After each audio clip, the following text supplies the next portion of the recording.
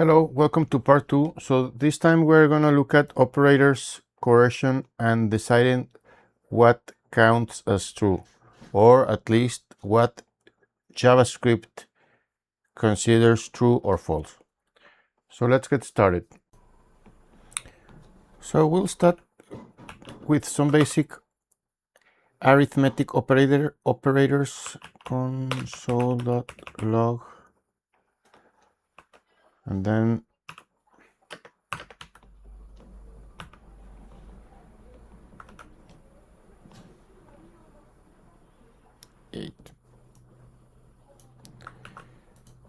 to 5 minus 3, 5 times 3, 5 divided by 3, and then 5 modulo 3, which gives 2. So these behave exactly the way we would expect them coming from basic math, right? This last one is the modulo operator. It gives you the remainder after a division, not the result of the division itself. So what's left after fitting 3 into 5? So it's 2. A very useful thing about this modulo is to find if things are even or odd.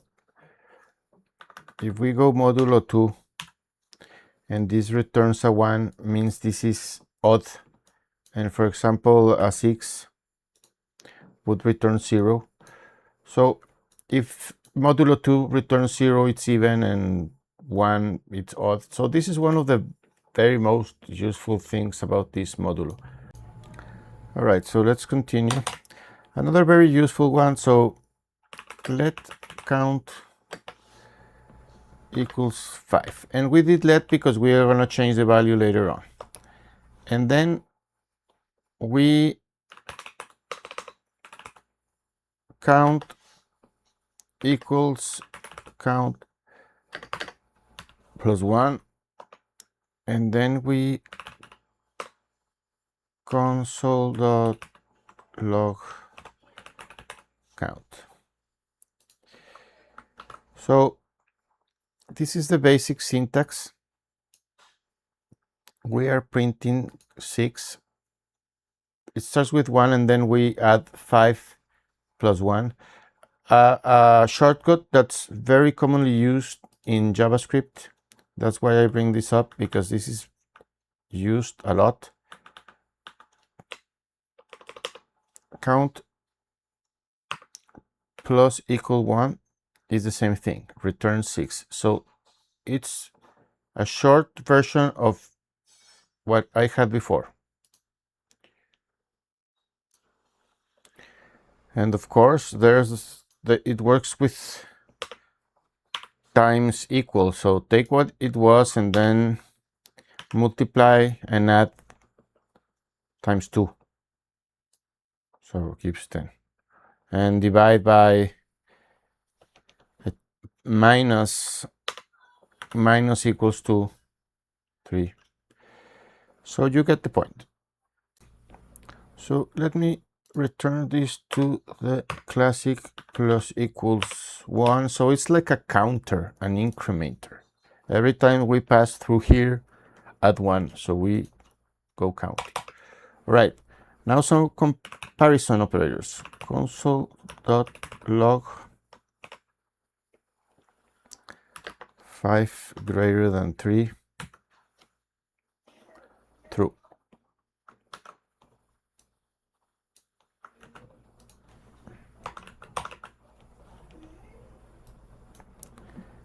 Less than 3, oops.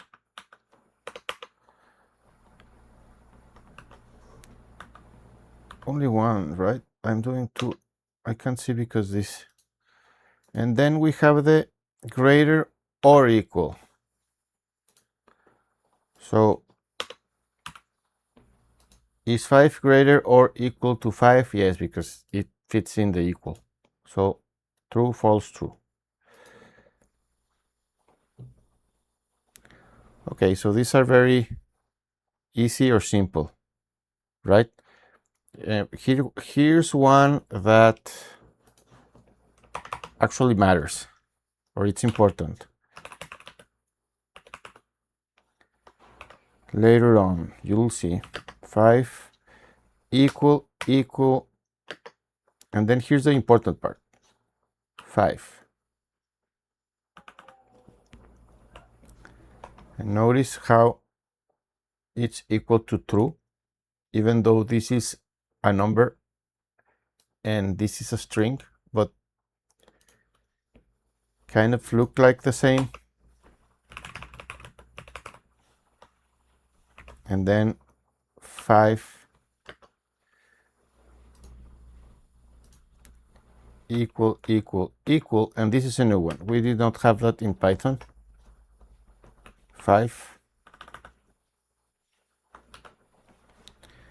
And with the 3 equal signs, it's false.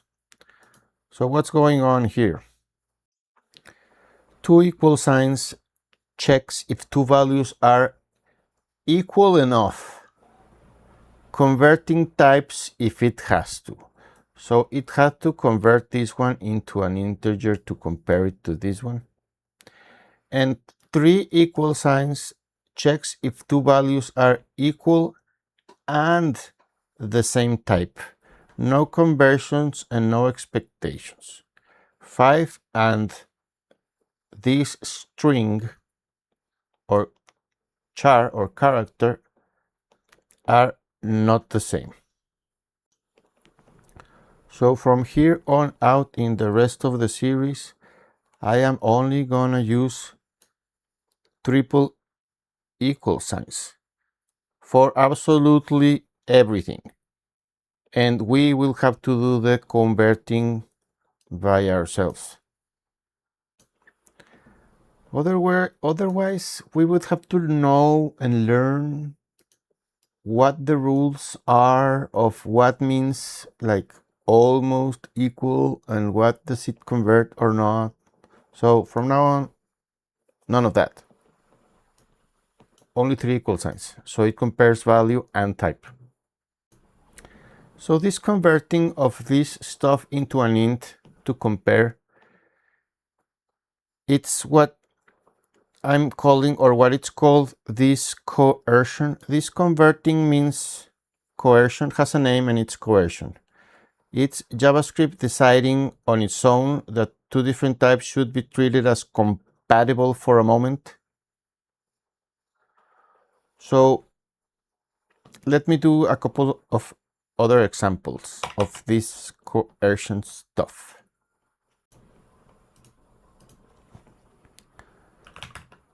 Console log 5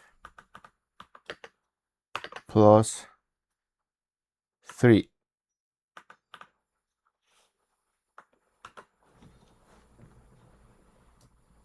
53.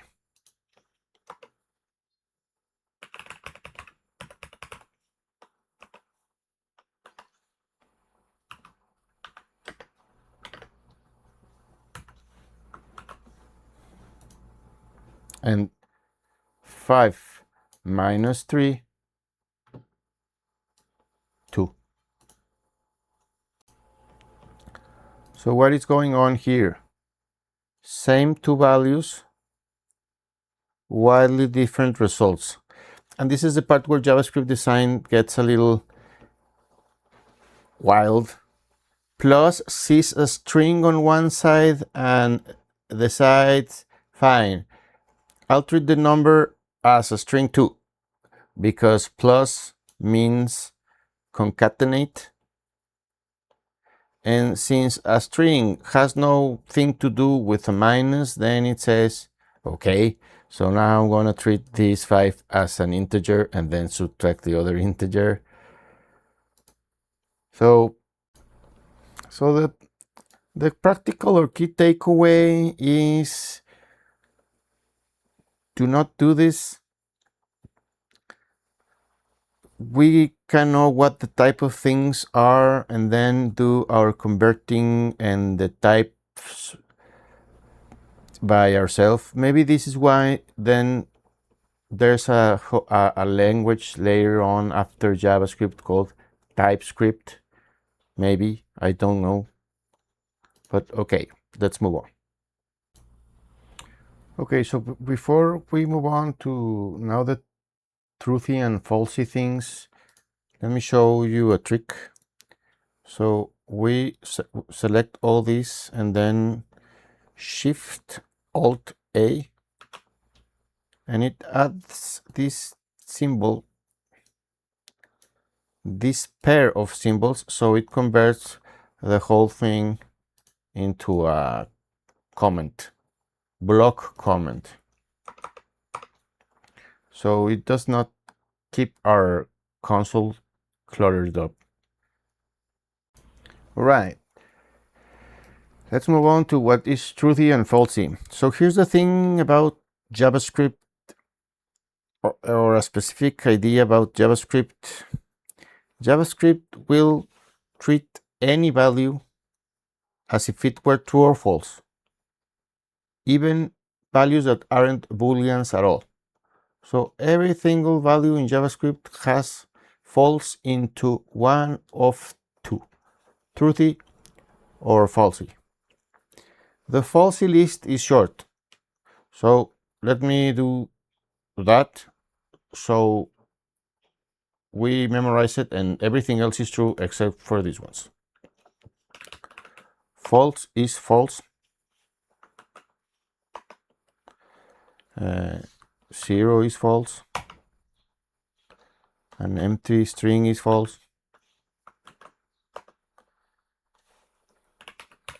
Null. Undefined. And if you saw the pandas, this none will meet this one later. So it stands for not a number. So this one is also falsy. All of these return false. So just for fun, I just type this. Console.log the type of none, the type of not a number. And it's a number. It's of type number, but not one, right? So 0 number, and this will return to false if evaluated. I know, JavaScript for you, right? If not JSON, if none, then here's the syntax to run an if thing. If, and then the conditional thingy, console.log, and then I'm doing double quotes for the standardness. Hello world. So we are not seeing hello world because this evaluates to false. If we put here 5, hello world, because this is not any of this, not none, not undefined, not null, not an empty string, not a 0, and not false. So this evaluates to true. Just like if 5 is greater than 3, then this evaluates to true also and prints hello world. Let me comment this console.log so we just see the hello world. All right. Okay, so here's a fun one. Let me copy paste, and as we saw, if 0, then it does not print, but if the string 0, now this is true because now it does not convert it. This is actually a string 0. So this is an empty string, so it's not printed, right? And also any string is not an empty string, so it evaluates to true. So this is this hello world, and this Shift Command A. So we just see this one there. All right. Another thing before we wrap this one, template literals. So what are those? I did not write them here, but template literal will be used a lot later on. So before equals to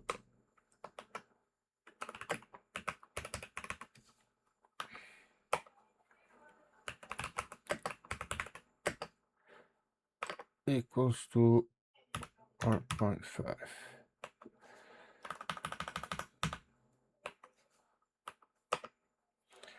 So the old way of combining text and variables, so we can send something to the HTML to be displayed, for example, but that will come later on. But how to combine text and variables the old way. Console.log, and then we did, oops, again, double quotes, the price of, and then we concatenate strings plus, and then our variable name, then plus, and then another string is space, then plus, and then another variable.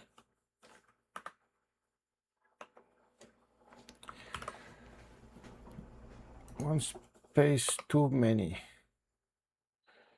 So the price of the coffee is 4.5. So we combine text, concatenating it with the plus operator.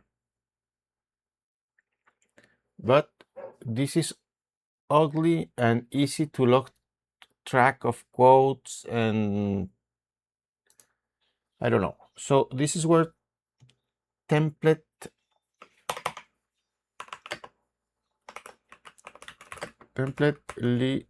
literals come into play and fix this with this syntax. So console.log,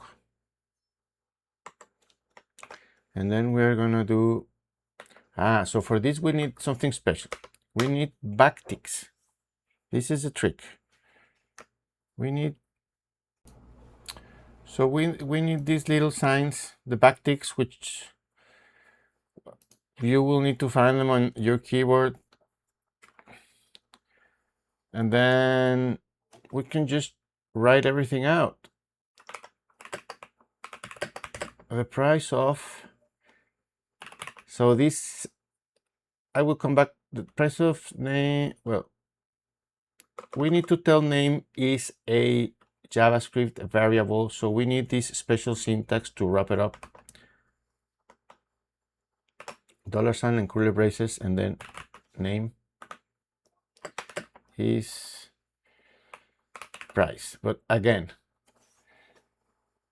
the price of coffee is price, because also we need to wrap this in curly braces